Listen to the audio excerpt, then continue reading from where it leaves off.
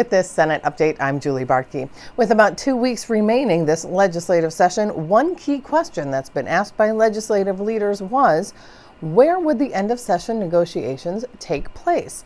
Historically, those meetings took place in the governor's reception room at the Capitol. It's currently closed because of the Capitol restoration project. Senate Majority Leader Tom Bakk and Governor Mark Dayton spoke with the media on Friday to lay out that an agreement was reached, and they also spoke on other issues.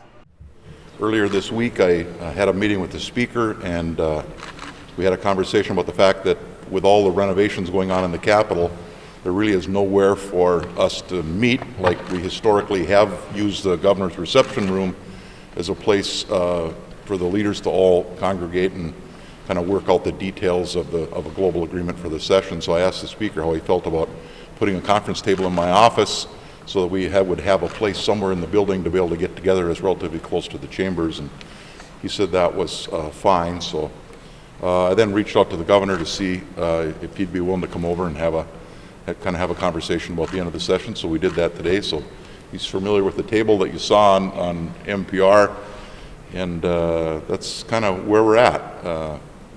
We talked about a lot of fun stuff today, and I'm excited that the governor's coming next Friday to the ribbon cutting on the Vermilion State Park on the new campground there.